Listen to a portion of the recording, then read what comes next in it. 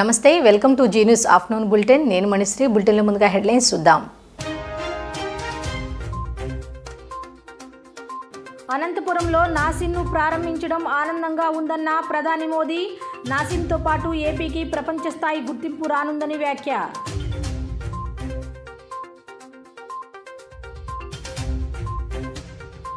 Chandrababu skill development కేసుపై సుప్రీంలో ద్విసభ్య ధర్మాసనం భిన్న తీర్పులు తదుపరి విచారణ కోసం ప్రధాన న్యాయమూర్తికి నివేదిస్తున్నట్లు వెల్లడి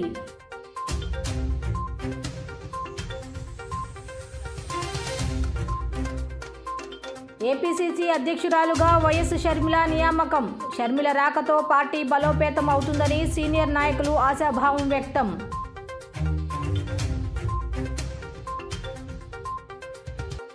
ఈ నెల 19న సాయంత్రం 4 గంటలకు అంబేద్కర్ విగ్రహ ఆవిష్కరణ జరగనుందని తెలిపిన రాజ్యసభ సభ్యులు విజయసాయి రెడ్డి ప్రజలు పెద్ద ఎత్తున ఈ కార్యక్రమంలో పాల్గొనాలని పిలుపు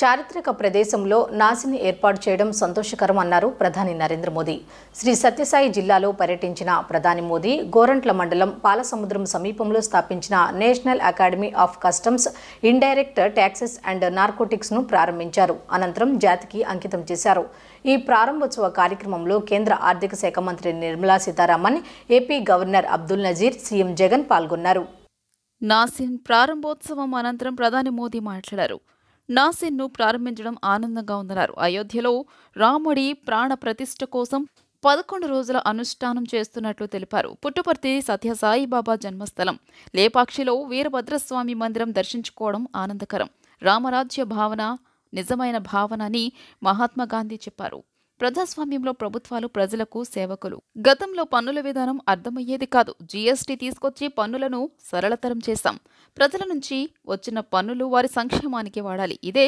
రామరాజ్య సందేశం అని ప్రధాని మోదీ అన్నారు साथियों यहां आने से पहले मुझे पवित्र लेपाक्षी में वीरभद्र मंदिर जाने का सौभाग्य मिला है मंदिर में मुझे रंगनाथा रामायण सुनने का अवसर मिला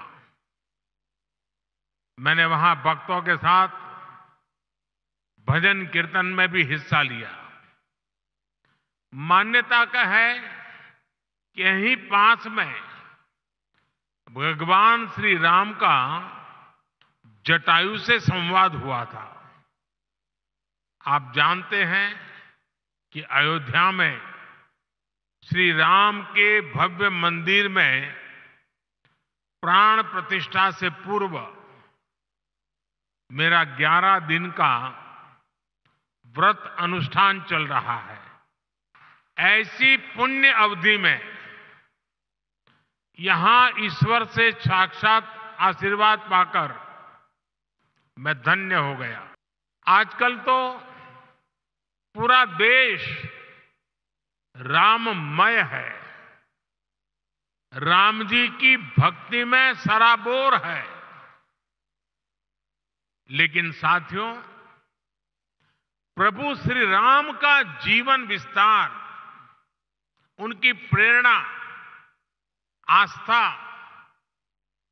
भक्ति के दायरे से कहीं ज्यादा है प्रभु राम गवर्नेंस के समाज जीवन में सुशासन के స్కిల్ డెవలప్మెంట్ కేసులో చంద్రబాబు క్వాష్ పిటిషన్పై సుప్రీంకోర్టు ద్విసభ్య ధర్మాసనం భిన్న తీర్పులు వెలువరించింది దీంతో కేసును సీజేఐకి నివేదించాలని జస్టిస్ అనిరుద్ధ బోస్ జస్టిస్ బేలా ఎం త్రివేది ద్విసభ్య ధర్మాసనం నిర్ణయించింది ఫలితంగా క్వాష్ పిటిషన్ విచారణ విస్తృత ధర్మాసనం ముందుకు రానుంది నిందితుడికి రిమాండ్ ఉత్తర్వులు కొట్టేయడానికి ఇద్దరు న్యాయమూర్తులు నిరాకరించారు స్కిల్ డెవలప్మెంట్ కేసును కొట్టివేయాలని కోరుతూ తెలుగుదేశం అధినేత మాజీ ముఖ్యమంత్రి నారా చంద్రబాబు సుప్రీంకోర్టులో వ్యాజ్యం దాఖలు చేశారు ఈ వ్యాజ్యంలో జస్టిస్ అనిరుద్ధ బోస్ జస్టిస్ బేలా ఎం త్రివేదిలతో కూడిన ద్విసభ్య ధర్మాసనం భిన్న తీర్పులు ఇచ్చింది అవినీతి నిరోధక చట్టం 1988లోని సెక్షన్ 17A పేర్కొన్న అంశాల ప్రకారం కేసు నమోదుకు ముందస్తు అనుమతి తీసుకోవాలని జస్టిస్ అనిరుద్ధ బోస్ స్పష్టం చేశారు లేదంటే దాని విచారణ దర్యాప్తు చట్టవిరుద్ధం అవుతాయన్నారు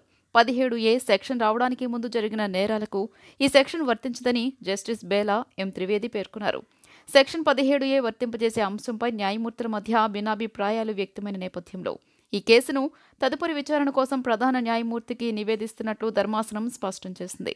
రిమాండ్ ఉత్తర్వులు కొట్టేయడానికి 2 న్యాయమూర్తులు నిరాకరించారు. ముఖ్యమంత్రి వైఎస్ జగన్మోహన్ రెడ్డికి డాక్టర్ బిఆర్ అంబేద్కర్ పై ఉన్న అభిమానంతోనే అంబేద్కర్ అతిపెద్ద విగ్రహ నిర్మాణానికి పూనుకున్నారని వైఎస్ఆర్ కాంగ్రెస్ పార్టీ రాజ్యసభ సభ్యులు విజయసాయిరెడ్డి తెలిపారు. ఈ నెల 19వ తేదీన సాయంత్రం 4 గంటలకు అంబేద్కర్ విగ్రహ ప్రారంభోత్సవ కార్యక్రమం నిర్వహించనున్నట్లు వెల్లడించారు. పెద్ద ఎత్తున ప్రజలు పాల్గొనాలని పిలుపునిచ్చారు. డాక్టర్ బిఆర్ అంబేద్కర్ సిద్ధాంతాలకు అనుగుణంగా సీఎం జగన్ నవరత్నాలు రూపొందించారని వైఎస్ఆర్ కాంగ్రెస్ పార్టీ రాజ్యసభ సభ్యులు విజయసాయిరెడ్డి పేర్కొన్నారు. చరిత్రలో ఈ మహాశిల్పం నిలిచిపోతుందన్నారు. 1,20,000 మందితో కార్యక్రమం జరుగుతోంది. సాయంత్రం డ్రోన్ షో నిర్వహిస్తామన్నారు. దార్శనికుడి కార్యక్రమానికి అందరూ తరలి రావాలి. ఆహ్వానం అవసరమా అని ప్రశ్నించారు ఎంపీ విజయసాయిరెడ్డి. కాగా ఈ నెల 19న విజయవాడలో 125 అడుగుల బాబాసాహెబ్ అంబేద్కర్ కాంస్య విగ్రహావిష్కరణ జరగనుంది. స్వరాజ్య మైదానాన్ని సందర్శించి ఏర్పాట్లను పరిశీలిస్తున్నారు నేతలు, అధికారులు. డాక్టర్ బిఆర్ అంబేద్కర్ స్మృతివనం ప్రారంభోత్సవ ఏర్పాట్లు వేగంగా జరుగుతున్నాయి. 125 అడుగుల అంబేద్కర్ విగ్రహం స్మృతివనం ప్రారంభోత్సవ కార్యక్రమం సీఎం జగన్ చేతుల మీదుగా జరగనున్న నేపథ్యంలో ఏర్పాట్లు చురుకుగా సాగుతున్నాయి. ఏలూరు, పల్నాడు, కృష్ణా, గుంటూరు, బాపట్ల, ప్రకాశం జిల్లాల నుంచి ప్రజలు తరలిరానున్నారు. రాజకీయ నేతలు, దళిత సంఘాలకు చెందిన నేతలు ఇలా పలువురు ప్రముఖులు కూడా హాజరు కానున్నారని తెలుస్తోంది. 81 అడుగుల వేదిక పైన 125 అడుగుల మహాశిల్పాన్ని మొత్తం అంటే 2,206 అడుగుల ఈ యొక్క విగ్రహాన్ని 400 కోట్ల పైచిలుకు ఖర్చుతో చరిత్రలోనే నిలిచిపోయేటట్టుగా మన గౌరవ ముఖ్యమంత్రి వర్యులు శ్రీ జగన్మోహన్ రెడ్డి గారు శ్రీకారం చుట్టి దీన్ని ఇప్పుడు 2019లో పూర్తి చేయడం అన్నటువంటిది చాలా సంతోషకరమైనటువంటి విషయం. మనందరికీ కూడా తెలుసు, దళిత సోదరీమణులందరూ కూడా ఇప్పుడు మాత్రమే కాదు, గతంలో రాచరిక వ్యవస్థలు రాజులు, సామ్రాజ్యాధీశులు ఉన్నటువంటి ఆ కాలంలో కూడా కుల వివక్షతకు, మత వివక్షతకు లోనై అణగారిన వర్గాలుగా, బడుగు బలహీన వర్గాలుగా అలాగే నిలిచిపోయినటువంటి నేపథ్యంలో ఈ యొక్క స్వాతంత్రం రాకముందు బాబాసాహెబ్ అంబేద్కర్ గారు కాన్స్టిట్యూంట్ అసెంబ్లీలో కానీ ఆ తర్వాత కానీ రాజ్యాంగ సృష్టికర్తగా ఈ యొక్క వర్గాలకి ఏ రకంగా ఆర్థికంగా, రాజకీయంగా, సామాజికంగా మిగతా సామాజిక వర్గాలతో సమాంతరంగా అభివృద్ధి చెందేదానికి రాష్ట్రంలో హస్తం పార్టీని బలోపేతం చేసేందుకు కాంగ్రెస్ అధిష్టానం ప్రత్యేక దృష్టి సారించింది. గిడుగు రుద్రరాజు స్థానంలో ఇటీవల కాంగ్రెస్లో చేరిన వైఎస్ షర్మిలను పీసీసీ అధ్యక్షురాలిగా నియమించింది. పీసీసీ అధ్యక్ష పదవి నుంచి తప్పుకున్న గిడుగు రుద్రరాజుకు కాంగ్రెస్ పార్టీ అత్యున్నత కమిటీగా చెప్పుకునే సిడబ్ల్యూసీలో ప్రత్యేక ఆహ్వానుడిగా స్థానం కల్పించింది. వైఎస్ షర్మిల పీసీసీ అధ్యక్షురాలుగా నియామకం కావడంతో రాష్ట్రంలో కాంగ్రెస్ పార్టీ బలోపేతం అవుతుందని ఆ పార్టీ నాయకులు ఆశాభావం వ్యక్తం చేస్తున్నారు. చంద్రబాబు కేసులో సుప్రీంకోర్టు ఇచ్చిన తీర్పుపై ఏపీ మంత్రి గుడివాడ అమర్నాథ్ స్పందించారు. ఈ కేసులో చంద్రబాబుకు ఎటువంటి రిలీఫ్ కలగలేదని ఆయన చెప్పారు. దానిపై చంద్రబాబు ఏదో విజయం సాధించినట్లు కొన్ని ఛానల్స్ సంబరపడుతున్నాయని మంత్రి అమర్నాథ్ మండిపడ్డారు. 17A పై ఇంకా విచారణ ఉందని గుర్తు చేశారు. అది చంద్రబాబుకు వర్తిస్తుందా లేదా అనేది కోర్టు చెబుతుందన్నారు. ఓటుకు నోటు కేసులో కూడా సెక్షన్ 8 అమల్లో ఉందని వితండవాదం చేశారని మంత్రి అమర్నాథ్ గుర్తు చేశారు. సెక్షన్ 17A అమల్లోకి వచ్చిన తర్వాత అవినీతి కేసుల్లో వర్తిస్తోందని, అమల్లోకి రాకముందు వర్తించదని 6 కోర్టులు చెప్పాయన్నారు. బెయిల్ మీద వచ్చిన దొంగ చంద్రబాబు అని మంత్రి అమర్నాథ్ మండిపడ్డారు. మీకు ప్రజలు అధికారమిస్తే అక్రమాలు, అవినీతి చేశారని ధ్వజమెత్తారు. ఈరోజు కేసు కొట్టేసినట్లు, కడిగిన ముత్యంలా బయటకు వచ్చినట్లు ప్రచారం చేసుకుంటున్నారు అని విరుచుకుపడ్డారు. 4 నెలలుగా ఈ కేసు నడుస్తున్నా నేను తప్పు చేయలేదు అని ఇప్పటి వరకు చంద్రబాబు చెప్పలేదన్నారు. ప్రజా కోర్టులో చంద్రబాబుకు శిక్ష తప్పదు అని హెచ్చరించారు. ఇక ఆంధ్రప్రదేశ్ కాంగ్రెస్ పార్టీ అధ్యక్షురాలిగా వైఎస్ షర్మిల నియామకం అంశంపైన మంత్రి గుడివాడ అమర్నాథ్ ఘాటుగా స్పందించారు. రాష్ట్రంలో లేని పార్టీ కాంగ్రెస్. అటువంటి పార్టీకి కొత్త అధ్యక్షులు వస్తున్నారని ఎద్దేవా చేశారు ఆయన. రాష్ట్రంలో ప్రభావం లేని పార్టీకి అధ్యక్షులు ఉంటే ఏంటి, లేకపోతే ఏంటి అని కమెంట్ చేశారు. సంక్రాంతి శుభాకాంక్షలు అందరికీ కూడా రాష్ట్ర ప్రజలందరికీ తెలియజేసుకుంటూ, ఇప్పుడే కొన్ని ఛానల్స్ అన్నీ కూడా చూస్తున్నప్పుడు వాస్తవానికి స్పందించకూడదని చెప్పి అనుకున్నప్పటికీ కొన్ని ఎల్లో మీడియా ఛానల్స్ అన్నీ కూడా ఏదో గొప్ప విజయం సాధించాం, చంద్రబాబు నాయుడు గారికి ఏదో ఊరట కలిగింది, ఆయన సుప్రీంకోర్టులో వేసినటువంటి ఎస్ఎల్పికి సంబంధించి ఏదో ఆయనకు అనుకూలంగా తీర్పు వచ్చినట్టుగా కొన్ని టీవీ ఛానల్స్ చిత్రీకరించేటువంటి ప్రయత్నం చేస్తూ ఉన్నాయి. ఇది నాకు ఏ రకంగా అనిపించిందంటే 2019లో చంద్రబాబు నాయుడు గారు గెలిచినటువంటి 23 సీట్లని గొప్ప విజయంగా భావించి చూపిస్తే ఏ రకంగా ఉంటుందో ఈరోజు సుప్రీంకోర్టులో వచ్చినటువంటి తీర్పు చూసిన తర్వాత వీరు చూపిస్తున్నటువంటి, వీరు చిత్రీకరిస్తున్నటువంటి, వీరు షోకేస్ చేస్తున్నటువంటి వారి అభిప్రాయాన్ని ఆ రకంగానే చూడొచ్చు అనేటువంటిది నా అభిప్రాయం. అసలు జరిగినటువంటి కేసు కానీ, జరిగినటువంటి వాదనలు కానీ, ఇచ్చినటువంటి తీర్పు కానీ ఇవన్నీ చూసిన తర్వాత నాకు తెలిసి ఏ రకమైనటువంటి రిలీఫ్ అనేటువంటిది. స్కిల్ డెవలప్మెంట్ కేసులో సుప్రీంకోర్టు తీర్పుపై నరసాపురం ఎంపీ రఘురామకృష్ణంరాజు స్పందించారు. రెగ్యులర్ బెయిల్ ఉన్నందున చంద్రబాబుకు ఈ తీర్పుతో ఇబ్బందేమీ లేదని వివరించారు. పూర్తిస్థాయి తీర్పు వస్తే బాగుండని తెలిపారు. బెబ్బులి పులి సినిమాలో లాగా కోర్టుకు తీర్పు మారుతుంటాయని వివరించారు. టీడీపీ చీఫ్ చంద్రబాబు నాయుడు నిందితుడిగా ఉన్న స్కిల్ డెవలప్మెంట్ కేసును క్వాష్ చేయాలన్న పిటిషన్పై సుప్రీంకోర్టు మంగళవారం ఇచ్చిన తీర్పుపై ఎంపీ రఘురామకృష్ణంరాజు రియాక్ట్ అయ్యారు. చంద్రబాబు కేసులో 17A సెక్షన్ వర్తిస్తోందని, ఒకరు వర్తించదని మరొక న్యాయమూర్తి అభిప్రాయపడ్డారని వివరించారు. 2 తీర్పులు విడిగా ఇచ్చారని వివరించారు. కాబట్టి ఈ కేసు ద్విసభ్య బెంచ్ నుంచి త్రిసభ్య ధర్మాసనానికి నివేదించినట్టు తెలిపారు. ఇప్పుడు ఈ కేసును సుప్రీంకోర్టు త్రిసభ్య ధర్మాసనం విచారిస్తోందని ఎంపీ రఘురామ చెప్పారు. ఈ త్రిసభ్య ధర్మాసనం తీర్పు ఇవ్వడానికి కనీసం మరో 6 నెలలు పట్టే అవకాశం ఉందని అభిప్రాయపడ్డారు. అయితే ఈ సమయం చంద్రబాబు నాయుడు పెద్దగా ఇబ్బంది పెట్టదని, ఎందుకంటే ఆయనకు రెగ్యులర్ బెయిల్ వచ్చిందని, కాబట్టి సమస్యేమీ కాదని వివరించారు. సుప్రీంకోర్టులో తీర్పు ముందు సీనియర్ జడ్జ్ అనిరుద్ధ్ బోస్ గారు ఆయన తీర్పును విడిగా చెప్తూ 17A ఏదైతే చంద్రబాబు నాయుడు గారు లాయర్స్ వాదించారో ఆ 17A అనేది అప్లికబుల్, గవర్నర్ గారి అనుమతి లేకుండా ఎటువంటి ఎఫ్ఐఆర్ బుక్ చేయడానికి వీల్లేదు అని చాలా స్పష్టంగా చెప్పడం జరిగింది. రెండవ judge, junior judge Bela Trivedi గారు ఆవిడ జడ్జిమెంట్లో ఈ అభిప్రాయాన్ని డిఫర్ చేస్తూ 17A అప్లికబిలిటీ 2018 తర్వాత ఏదైనా ఎలిగేషన్ ఉంటే దానికే అప్లై అవుతుంది తప్ప దాని ముందుకున్న దానికి అప్లికబుల్ కాదు అన్నారు. గతంలో చంద్రబాబు నాయుడు గారు లాయర్లు సెటిల్ అయింది కూడా ఇంత మునుపు ఇంకో సుప్రీంకోర్టు జడ్జిమెంట్లో ఎఫ్ఐఆర్ ఎప్పుడు బుక్ చేశారు అనేది ప్రాతిపదిక 2018 ఆ చట్టం వచ్చిన తర్వాత జూన్ మాసంలో ఆ తర్వాత ఎటువంటి ఎఫ్ఐఆర్ బుక్ చేయాలన్నా అని గతంలో కూడా ఒక తీర్పు ఉంది. మరి అయినప్పటికీ వాళ్ళ సీనియర్ జడ్జి తీర్పు అనుకూలంగా, రెండో జడ్జి జూనియర్ జడ్జి తీర్పు అననుకూలంగా వచ్చింది.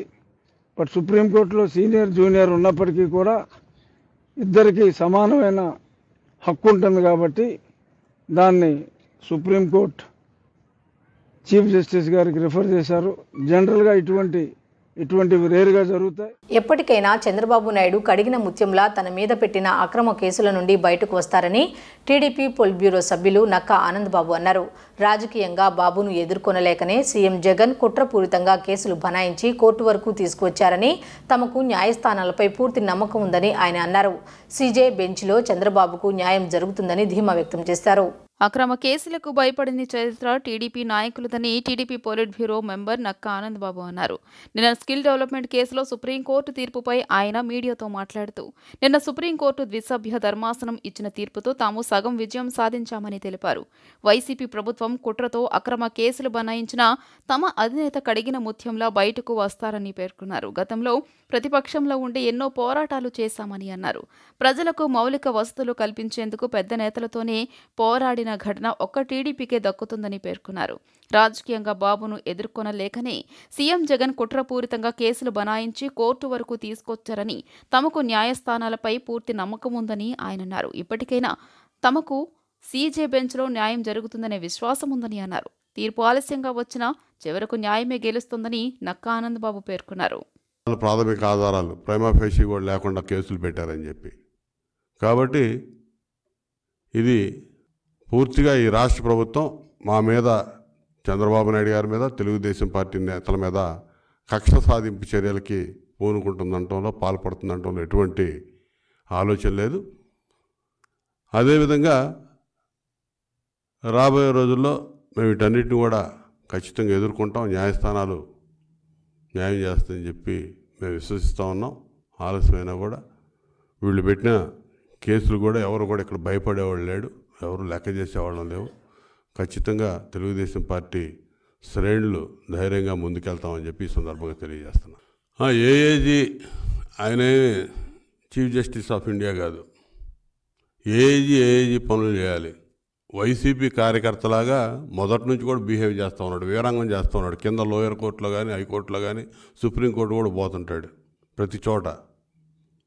వాళ్ళేదో ఇతనికి వైసీపీ వాళ్ళు ఫీజు ఇచ్చి వాదించమని పెట్టుకున్నట్టు అతని బిహేవియర్ ఉంటుంది మొదటి నుంచి కూడా. అతని మాటలకు స్పందించడం అంటే ఇలా నీలి మీడియా ఇందాడి నుంచి 1 గంట నుంచి కూడా దాన్ని చిలవల పలవలు చేసి ఉన్నది లేనట్టుగా ఏదో చిత్రీకరించి ఏదో అయిపోయింది మొత్తం, తెలుగుదేశం పార్టీకి చంద్రబాబు నాయుడు గారికి వ్యతిరేకంగా తీర్పులు ఇచ్చారని చెప్పి మాట్లాడుతూ ఉన్నారు. ఇదంతా కూడా ప్రజల్ని ఏదో మభ్యపెట్టాలని, పక్కదారి పట్టించాలని చేసే ప్రయత్నం. ఇక్కడ ఏమీ జరగలేదు. పాక్షికంగా ఇక్కడ విజయం ఖచ్చితంగా మా నాయకుడికి దక్కిందంటంలో ఎటువంటి సందేహం లేదని చెప్పి నేను చెప్పదలుచుకున్నా. ఏమీ లేదు. కేసులు అనేది అక్రమ కేసులు, అడ్డగోలుగా బనాయించిన కేసులు. ఇక్కడ కేసులోనూ 17A వర్తించిద్దని చెప్పి మేము కోర్టుకు వెళ్ళాం. అక్కడ సుప్రీంకోర్టులో ద్విసభ్య ధర్మాసనం భిన్నాభిప్రాయాలు వ్యక్తం చేసింది. ఇంకా స్టిల్ ఆ కేసులు అదంతా కూడా స్టేటస్కో మెయింటైన్ అవుతున్నట్టే. విజయవాడ అర్బన్ పాలిటిక్స్ హీట్ ఎక్కాయి. వైసీపీ నేత బొప్పన బావుకుమార్ పార్టీ మారతారని ప్రచారం జరుగుతుంది. టీడీపీ నేత నారా లోకేష్తో వైసీపీ నేత బొప్పన బావుకుమార్ ఇవాళ సాయంత్రం సమావేశం కానున్నారు. ఇప్పటికే బావుకుమార్తో వంగవీటి రాధా, కేశినేని చిన్ని, గద్దె రామ్మోహన్తో పాటు పలువురు టీడీపీ నేతలు చర్చలు జరిపారు. ఈరోజు సాయంత్రం లోకేష్ని కలిసిన తర్వాత వైసీపీ నేత భావుకుమార్ టీడీపీలో చేరే అవకాశం ఉంది. కేశినేని చిన్నితో కలిసి లోకేష్ వద్దకు వెళ్లనున్నారు భావుకుమార్. ఈ నెల 21న భావుకుమార్ టీడీపీలో చేరనున్నట్లు తెలుస్తోంది. మరోవైపు భావుకుమార్ను బుజ్జగించేందుకు దేవినేని అవినాష్ సహా ఇతర వైసీపీ నేతలు రంగంలోకి దిగారు. బొప్పన బావుకుమార్ గత అసెంబ్లీ ఎన్నికల్లో విజయవాడ తూర్పు నుంచి బరిలోకి దిగి ఓడిపోయారు. విజయవాడ తూర్పు నియోజకవర్గానికి వైసీపీ ఇన్ఛార్జిగా కొన్నాళ్లు కొనసాగారు. ఇటీవల వైసీపీ ప్రకటించిన నామినేటెడ్ పోస్టుల్లో బొప్పన బావుకుమార్కు అవకాశం దక్కకపోవడంతో ఆయన పార్టీని వీడుతున్నట్లు తెలుస్తోంది. ఏపీలో కొన్ని నెలల్లో ఎన్నికలు జరగనున్న వేళ ఇప్పటికే పలువురు నేతలు పార్టీలు మారారు. బీజేపీ రాజ్యసభ సభ్యులు జీవీఎల్ నరసింహారావు విశాఖలో సంక్రాంతి సంబరాల్లో ఎంతో ఉత్సాహంగా పాల్గొన్నారు. కనుమ రోజున విశాఖ ఆంధ్ర యూనివర్సిటీ ఇంజనీరింగ్ కళాశాల మైదానంలో ఓ రిక్షావాలను కూర్చోబెట్టుకుని జీవీఎల్ రిక్షా తొక్కారు. సంప్రదాయ పంచకట్టులో నడుముకు కండువా బిగించి రిక్షా తొక్కారు. తర్వాత ఆ రిక్షా కార్మికుడికి కొంత డబ్బులు ఇచ్చారు. అయితే దీనికి సంబంధించిన వీడియోను జీవీఎల్ తన ఫేస్బుక్ అకౌంట్లో షేర్ చేశారు. వార్తలు ముగించే ముందు హెడ్లైన్స్ మరొకసారి చూద్దాం. అనంతపురంలో నాసిన్ను ప్రారంభించడం ఆనందంగా ఉందన్న ప్రధాని మోదీ. నాసిన్తో పాటు ఏపీకి ప్రపంచ స్థాయి గుర్తింపు రానుందని వ్యాఖ్య.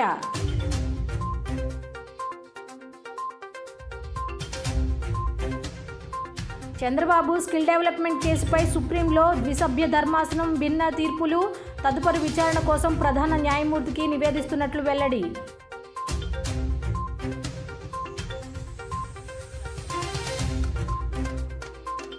ఏపీసీసీ అధ్యక్షురాలుగా వైఎస్ షర్మిల నియామకం. షర్మిల రాకతో పార్టీ బలోపేతం అవుతుందని సీనియర్ నాయకులు ఆశాభావం వ్యక్తం.